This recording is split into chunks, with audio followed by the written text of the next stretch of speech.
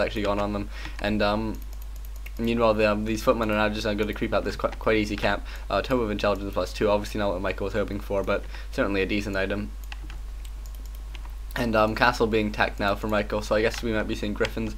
I'm not sure if we've seen a blacksmith actually. Oh, blacksmith, or no, sorry, another lumber mill going down here, so maybe we're going to be seeing knight or something, I'm not quite sure, but a tiny great hall being bought for Rob, and Rob now going to be putting up a counter expansion here. I guess he's decided that it's too hard to fight Michael, so he just needs to play a longer game. And Michael now at the Goblin Merchant, actually, let's see what he's bought. He's actually bought a Pendant of Energy and Claws of Attack, actually +9, that's pretty nice stuff. And actually he bought a I think he bought something else but then sold it, but this is some really nice stuff. Obviously he's bought an invisibility potion as well, so we can just go and check out what's happening here, and this will allow him to scout the expansion. So some really nice timing here by Michael. But finally another lumber mill being put up. This is a third lumber mill, I think, for Michael, and I think he just wants to get as much lumber as possible without having to dedicate too much wood. And a Griffin Aviary is going up. So I guess we are going to be seeing griffins here, and Michael now scouting out this expansion, and this is sort of the one situation in which Flames Strike could actually be useful, but against sort of a Blade Master, especially a Blade Master with an orb, it's just not overly useful. And just Michael banishing himself and then stealing more mana. Obviously just he knows he's going to have to use some items to get out of here, so he may as well make the most of it and just steal as much as he can and waste as much time as he can, so he can really build up an army. And finally getting Hex now, and Michael just using Banish on himself again and again. He will have to TP out eventually, but certainly it's worthwhile just sort of wasting as much time as possible, and actually TPing out while banished as well. Or sorry, I'm using a teleportation while banished, so he doesn't even have to use his TP, so it's a really nice play here. Meanwhile, Paladin second, level 2 Paladin as well, and obviously if the Blood Mage just banishes himself and the Paladin heals up, that really heals for a lot of hit points. That's a really good strategy there, and a greater invuln pot for the Paladin as well, so some really nice durability on RohJinWook's heroes, or at least potential for durability. And finally a blacksmith now going up for RohJinWook. I think this is a bit late, but because he is just putting up his he is already starting to build griffins, and obviously you want to be careful, you want to have some armor upgrades before you get your first griffins out, just so that the bats don't really destroy you, which is why I was a bit confused earlier, but I guess the timing isn't too far off. And meanwhile, Rob is just creeping out to the equivalent camp on the other side of the map. I think they both sort of think they're being a bit clever here, just stealing the other person's creeps, so not realizing that they're actually just losing their own creeps in the process. And so Rob now still only level 2 on his Blade Master and level 2 on a Shadow Hunter, but high level 2, so once he hits level 3 you might well just go and harass. And I do like this choice that Michael made of buying loads of items. He now has +21 damage as well as 600 mana on his Blood Mage, so that's really a very nice Blood Mage.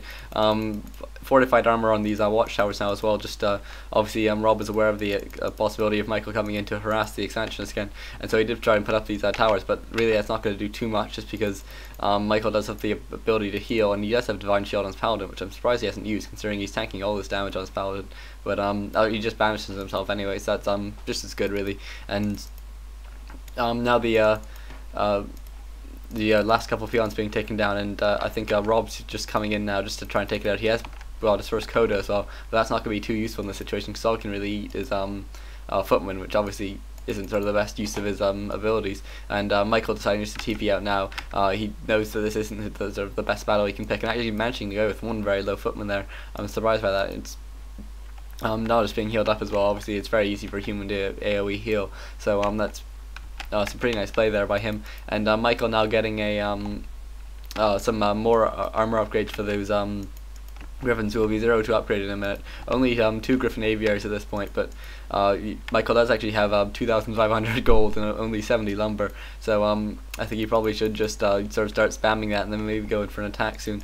And yeah, I think Rob will sort of obviously have to spend a fair while rebuilding all his peons now, and so if Michael just waits long enough for all of these towers to finish and the peons to get right back onto gold, and then he comes back in again, Rob doesn't really have much of an army to speak of. He only has 44 food at this point, and 1,000 gold actually, but looks like he's now going to get the War Drums upgrade, and then he's just going to start pumping bats, because he's going for that third bestiary as well, and I think that probably is a fairly good choice.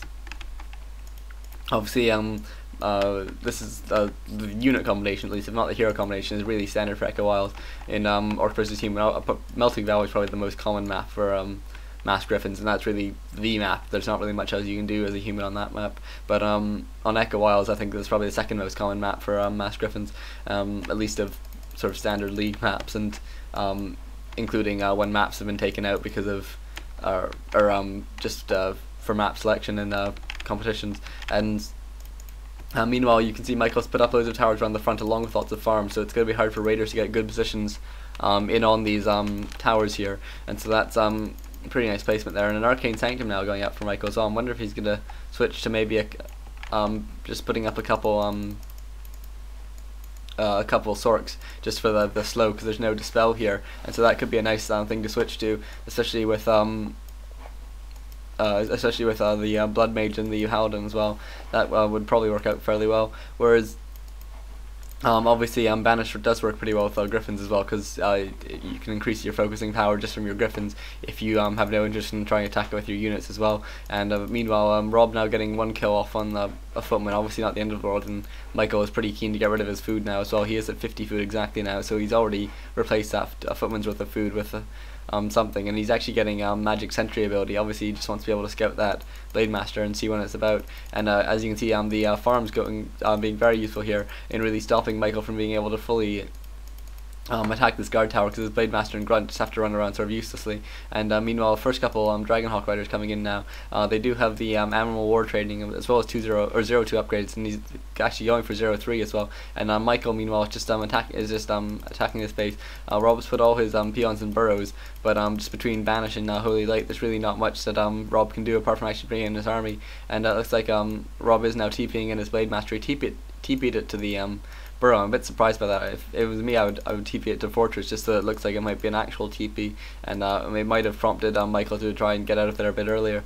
But certainly he just plays fairly cautious, and staffs his Blood Mage home, and then uses a staff teleportation for him to get home. And Michael now starting to build up a bit of an army. He is getting a first attack upgrade once this armor upgrade finishes as well. But Rob now does have an expansion up and running with a good number of towers, so Michael's not really going to be able to attack there.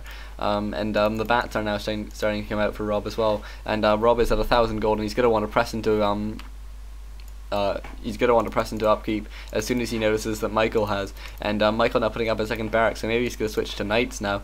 He did actually go for a third Griffin Aviary in the way, but he does have 4,000 gold, and so I imagine Michael might be pressing for a 100 food army, just obviously waiting as long as possible, and then just building up some sort of huge army that just sort of completely steamrolls your opponent. And it's really up to Rob to scout when that army has started being built, and then immediately counter that by building his own army as soon as possible. And Michael now hanging around the tavern. Maybe he's going to pick up a third hero, maybe the Alchemist, or maybe Panda. I don't know, there's a couple good options here, but looks like he's not going to actually end up with anything in the end, and just going to continue on. And that magic sentry is done, and no arcane towers actually for Michael. Just thought that those act as quite nice sort of healing wards, but a little battle here coming in. First couple bats coming in and taking out most of those units there for of Michael's, and Michael being forced to run away, being able to use Banish on one Dragonhawk Rider just to get it out, but another Griffin actually being inserted and then banished again, so really nice use here of Banish. And obviously Banish does run out pretty quickly even at level 2, and so Michael does need to be careful to run these flying units over some trees so that they're less easy to kill. And the Blood Rage now being hexed, but can banish himself if he needs to, or could just banish the Blade Master really and sort of eliminate a lot of the DPS on this here, but he just banishes himself again. And the Paladin does have a Staff of Sanctuary for when he needs it, and so this Blood Mage is unlikely he's actually going to go down unless there's a couple lucky crits here, but it doesn't look like that happens. And actually a Hex being used at a very nice time there, and Blood Mage does actually go down, so a bit careless there by Michael. I think he should have been more aware of this, but an invulnerability shield being divine shield being popped just to get that Paladin out safely as well. But it looks like one more Dragonhawk Rider could go down, so this is sort of starting to shift towards Rob a bit more, but I think Rob does need to continue to press advantage. He is still pumping that, and if Michael ever decides to switch, actually he has built his first knight already, but if he ever decides to switch fully, then that could put Rob in a bit of trouble, because Rob doesn't really have the right army for countering sort of knights and priests and Sorks. And second attack upgrade coming up now as well. Obviously these hit both knights and Griffin Riders, so it is a pretty universal thing, and in terms of what units Michael's likely to go for. And Rob now coming in, he actually bought a TP scroll, and so maybe he's going to be going for some sort of really offensive push here. Actually, he has 2 TP scrolls. That's a bit careless of him. Maybe, I doubt there's a good reason for that. But apart from just being careless, and so he's definitely going to want to push now because he sort of has a free TP scroll, and Michael actually stopping mining on his gold now. I think that's probably because he's gone into upkeep and he has that sort of 3,500 gold. He's decided just he'd rather not have to pay the upkeep, and so he's just stopping all his peasants here just so that he can so that he'll continue to mine. Yeah, he's done it on both of them, just so he can continue to mine once he's actually gone back down to 50 food.